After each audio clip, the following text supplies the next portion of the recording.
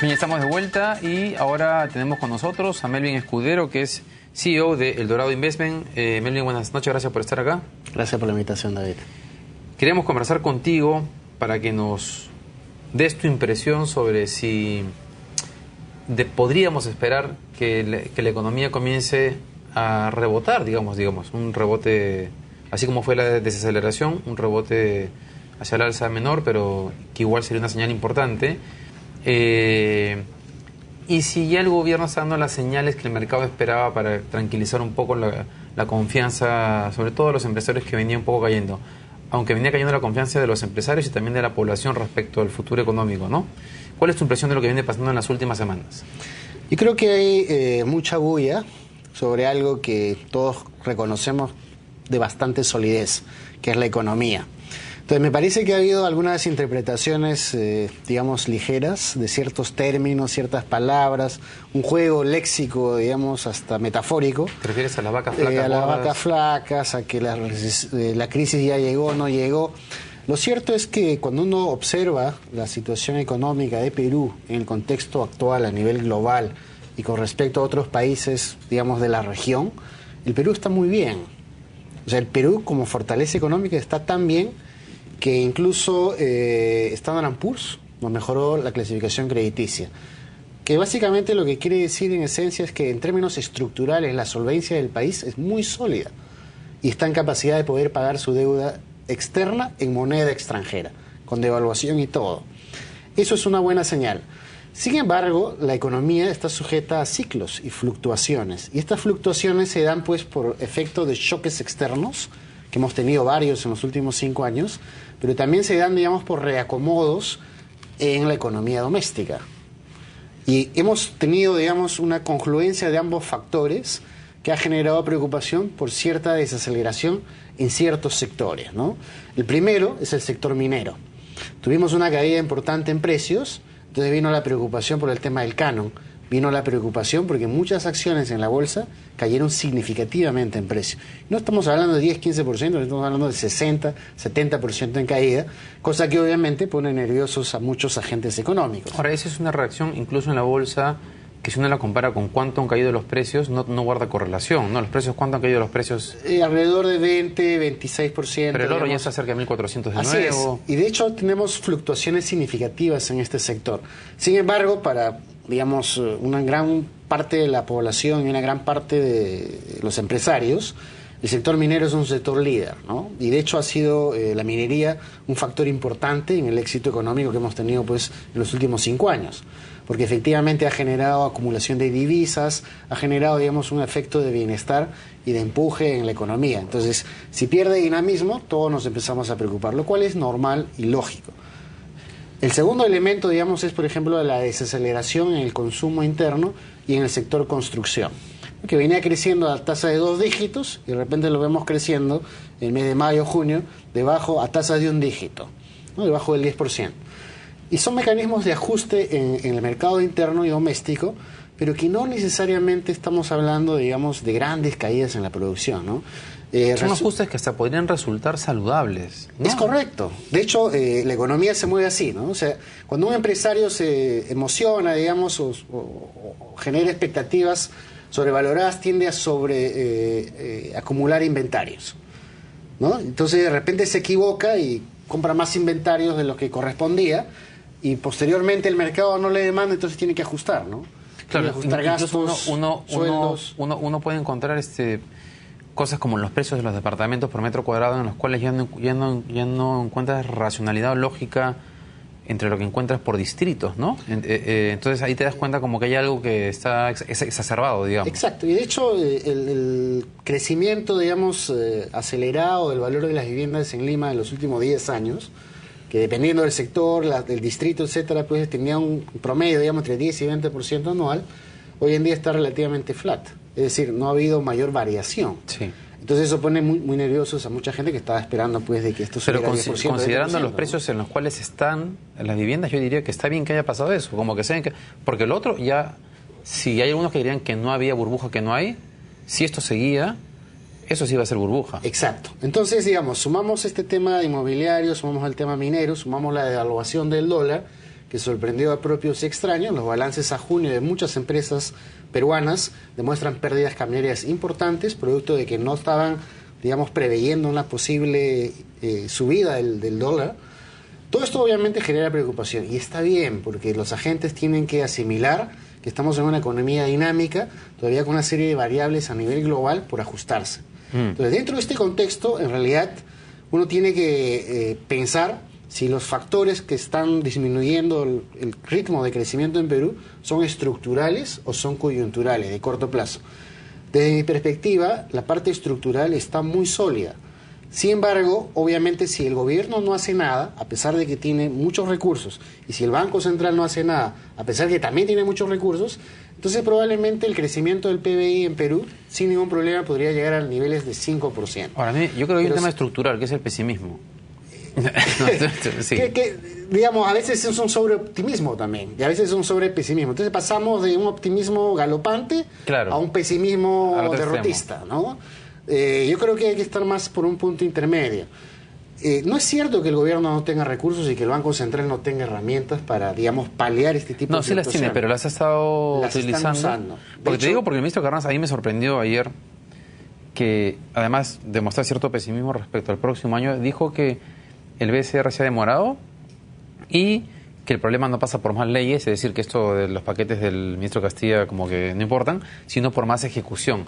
Entonces, cuando hablamos de destrabar inversiones, hay muchas cosas que implican un cambio legislativo. El gobierno se regula a través de normas. Entonces, si uno quiere, digamos, aumentar el gasto, la inversión privada, o flexibilizar o destrabar las inversiones, hay que hacerlo a través de normas. No se puede hacer de otra manera, porque estamos hablando de las reglas del gobierno.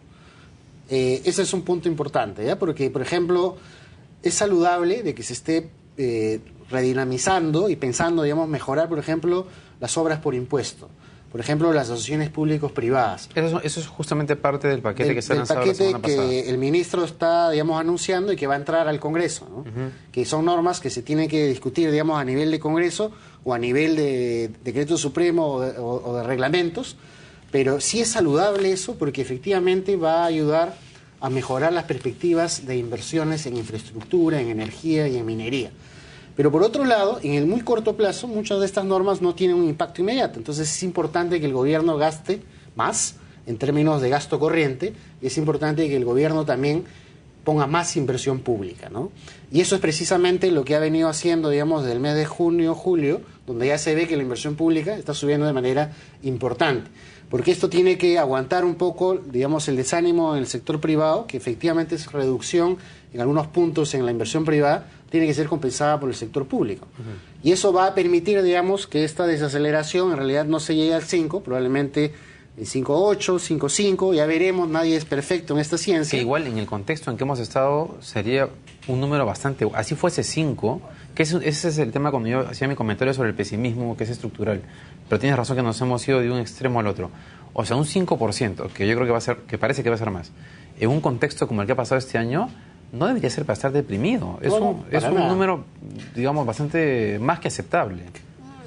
Es correcto. Y si uno lo ve en términos de la región, por ejemplo, y nos comparamos con Brasil, deberíamos estar sacando pecho, pues porque Brasil está creciendo a niveles de 2% al año. Y es la gran economía en la región latinoamericana, ¿no? Tenemos Chile, Colombia, México, que son parte de la Alianza del Pacífico, que el gobierno también está impulsando con gran acierto y hay que felicitarlo porque es una iniciativa que está con mucho dinamismo. Somos la economía que en la región sigue siendo la estrella en términos de crecimiento. Sin embargo, no hay que ser complacientes y es bueno que cuando sucede este tipo de situaciones, el sector privado salga y hable y diga qué le parece, qué no le parece. Y es bueno que el gobierno también vaya al Congreso y explique qué está planificando.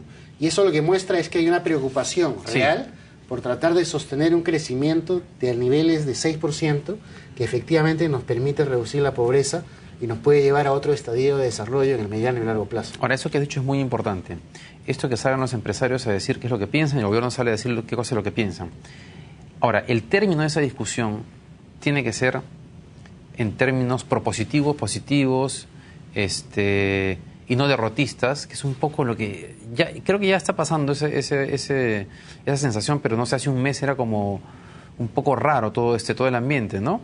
No sé qué piensas tú de ese punto en particular. Es un tema de confianza, ¿no? Entonces, si, digamos, entre 2, 3 actores se ponen a acusar mutuamente, naturalmente surge la desconfianza. Pero si todos empezamos a ver puntos de encuentro y a construir, digamos, reconociendo la situación y reconociendo el esfuerzo que se puede hacer de manera conjunta, entonces se encuentran puntos de encuentro y va a mejorar la confianza. Entonces la confianza es un elemento entre seres humanos y por tanto es un elemento frágil, pues es un elemento volátil.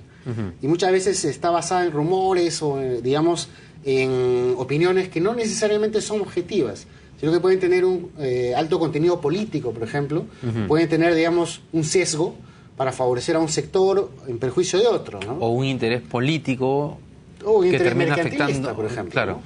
Me refería a un interés político porque han habido variables políticas como ciertas investigaciones a ciertos partidos políticos, el no al indulto, que han puesto a 2 partidos políticos que venían siendo bastante cordiales con el gobierno, como no con la batería afilada, y eso también te genera pues un poco de incertidumbre, que hay que saber, que es normal que pasen eso en los países, pero hay que saber distinguir cuáles son las variables que efectivamente terminan teniendo son importantes para tener un impacto en la economía o no. Así es, y de hecho un buen Banco Central, un buen Ministerio de Economía se deben de reconocer porque son consistentes con un mensaje en el tiempo, ¿no? Es decir, que no están virando, como lo puede hacer la opinión pública, lo pueden hacer, digamos, los comentaristas, de un lado a otro extremo, sino que son conscientes y mantienen un mensaje que genere confianza.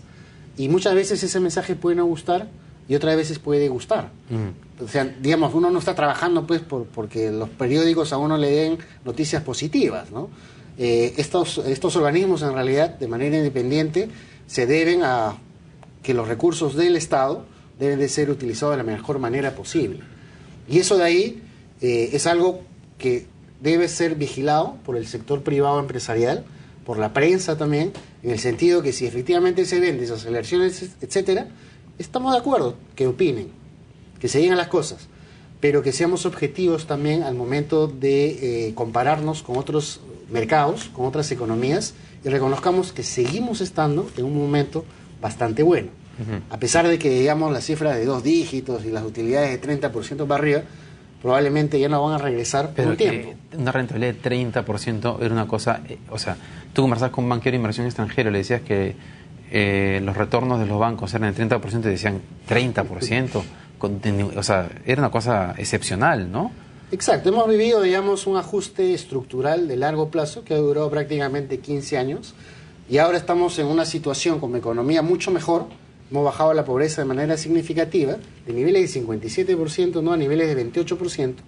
Es algo que es casi un récord de, digamos, en reducción de pobreza. Sin embargo, no hay que ser complacientes, ¿no? Eso, hay que aprovechar este momento y creo que eso es lo que... Finalmente, esta desaceleración ha servido para que el Ministerio de Economía y Finanzas, el gobierno, aprovechen para impulsar estos proyectos de ley, porque las trabas burocráticas venimos hablando las hace que 10 años y era poco lo que se había avanzado y como que esto, como que se abre una ventana de oportunidad para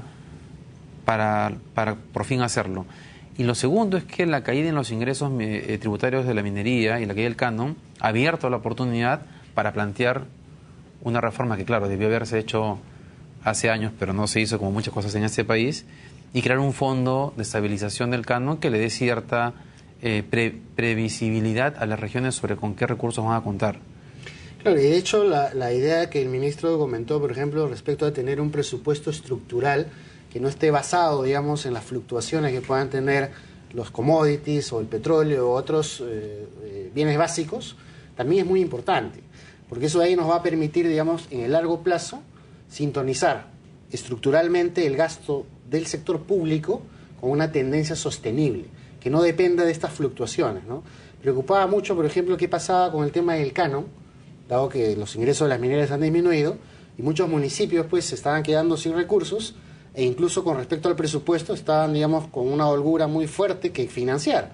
Entonces es saludable que el gobierno, por ejemplo, esté subsanando parte de estos recursos faltantes, digamos, para aquellas municipalidades que tienen estos recursos relativamente bajos, y aquellas regiones y municipalidades que tienen recursos grandes se esté pensando en financiarlos mediante endeudamiento, ¿no? Claro, a porque efectos de que tienen haya una caja... Sí, pues porque si no, lo que va a pasar es que se puede generar una paralización de muchas obras. Claro. Lo cual efectivamente termina finalmente afectando el crecimiento también. Claro, lo que se ha salido a decir es que lo que se va a garantizar es que las obras que están ya iniciadas van a continuar y se van a terminar de todas maneras. Así es. Lo cual es importante, ¿no? Esta regla de presupuesto estructural es clave y ojalá se pueda avanzar, porque eso no nos garantiza solamente, digamos, una mejor situación hoy, sino que nos puede asegurar a largo plazo una mejor gestión de los recursos fiscales. Y sabemos nosotros, por la historia económica no muy antigua, digamos, los 80, los 70, los 60, que el gran problema que hemos tenido es un desmanejo fiscal mayúsculo en el pasado, ¿no?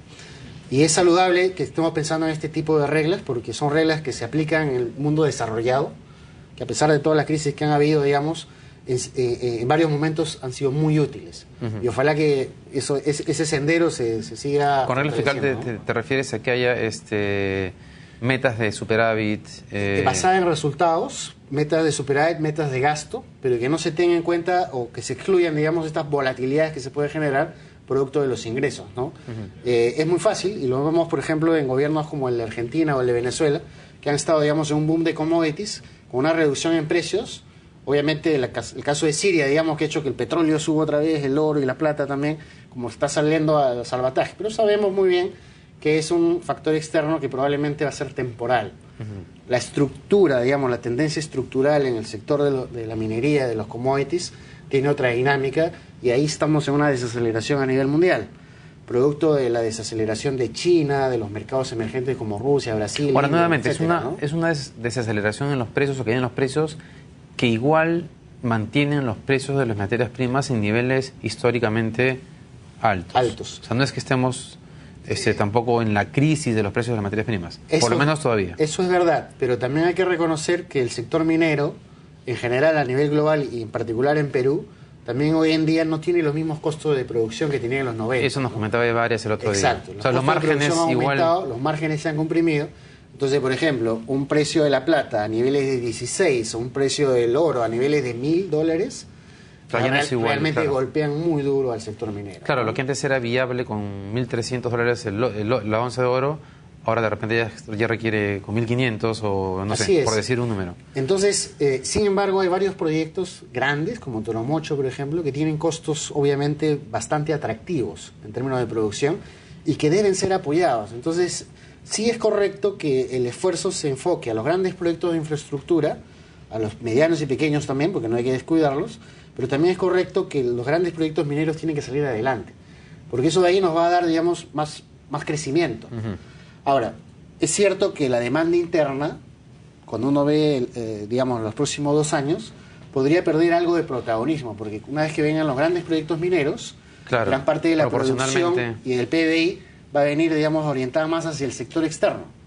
Entonces, si somos competitivos con precios bajos, cuando la tendencia global cambie, porque siempre la economía global también fluctúa, seguramente vamos a tener otra bonanza importante, ¿no? Bueno, ahí viene, y está relacionado con la pregunta que te iba a hacer, ahí viene puesto el tema pendiente de la diversificación productiva o de generar industrias con valor agregado a partir de la minería. Tuvimos hace unas semanas acá un representante del BID contándonos el caso de Australia, de cómo han desarrollado toda una industria de maquinaria, robots inteligentes a partir de la minería, que es la tarea que nos falta hacer, ¿no? Como ese punto, si quieres desarrollarlo un poquito más, hazlo, pero como ese punto, ¿qué te preocupa? O sea, ¿qué todavía nos queda por abordar rápidamente? Digamos, cuando uno ve la agenda de competitividad de Perú, cuáles son los puntos débiles, obviamente el tema de educación y el tema de tecnología están en el primer lugar de la lista, ¿no? De esa perspectiva, de la lista de los pendientes que hay que hacer y donde hay que ponerle mucha inversión, ¿no? El tema de educación y el tema de tecnología no es de la noche para la mañana. Ya hay, digamos, cierta iniciativa, el propio gobierno ha estado, digamos, destinando ciertos fondos, por ejemplo, para tecnología. Ahí se está avanzando en el tema de innovación y tecnología, ¿no? Y de hecho, la reforma del mercado de capitales y de las AFPs, por ejemplo, también está orientado, digamos, a destrabar ciertas regulaciones que ahora permitan que estos fondos institucionales de las AFPs, de las compañías de seguro, los fondos mutuos, también puedan invertir en mercados privados, invirtiendo en infraestructura, pero también invirtiendo en pequeña y mediana empresa. Eso está en proceso de implementación. Sin embargo, una tarea pendiente, por ejemplo, es mejorar el ecosistema emprendedor en el Perú y hacerlo de una manera sistemática. ¿A qué te refieres con eso, con el ecosistema emprendedor? A ver, en Perú siempre se ha hablado mucho de pequeña y mediana empresa. Y la razón por qué se habla mucho es porque ellos representan cerca del 70 al 80% del empleo del país. Y en un país que ha venido, digamos, de una informalidad masiva, que está disminuyendo, pero que todavía tiene cerca del 45-50% de la población trabajando de manera informal, con mayor razón el tema de la pequeña y mediana empresa es importante y hay que motivarla y hay que apoyarla. Sin embargo, en términos de tecnología y de apoyo a lo que es el emprendimiento, tenemos que aprender de otros países como Chile, como México, como Estados Unidos, como Israel, Corea del Sur, que han, digamos, creado las condiciones para que la innovación tecnológica en las universidades, el emprendedurismo... O sea, proyectos que surgen de cero. Exacto, y que están vinculados, ojo, no solamente a la producción, por ejemplo, industrial de zapatos, ¿no?, o de bienes de consumo masivo, que están vinculados no solamente a restaurantes o industria de servicios, como el turismo, por ejemplo, sino que además están vinculados a valor añadido, como por ejemplo metalmecánica, servicios logísticos, educación, salud o internet, ¿no?, que son industrias obviamente que nos pueden posicionar en la ola de crecimiento global. Hoy en día el sector servicios a nivel internacional es el que más explica en términos de crecimiento, especialmente en estos niveles de pequeña y mediana empresa. Entonces yo creo que acá hay que hacer un esfuerzo por mejorar el tema del ecosistema emprendedor y permitir que la innovación, el sector empresarial y el Estado de manera decidida puedan hacer que prospere esta dinámica, haciendo y motivando, digamos, este segmento en la economía, para salir no solamente, digamos, de tener más empresas pequeñas y medianas exitosas, sino para tener también esas empresas, pero vinculadas a innovación y tecnología. Innovación. ¿No? Ok, Melvin. Muchas gracias, muy importante lo último que acabas de decir. Y bueno, esperemos que en los siguientes meses la economía siga mostrando señales de recuperación y que la confianza se retome en general. Será esta otra oportunidad. Que te vaya muy bien. Bien, vamos a la pausa y no se mueva porque vamos a venir a conversar sobre un estudio que ha hecho la Defensoría del Pueblo sobre la calidad de la atención en las empresas de servicios públicos. Regresamos.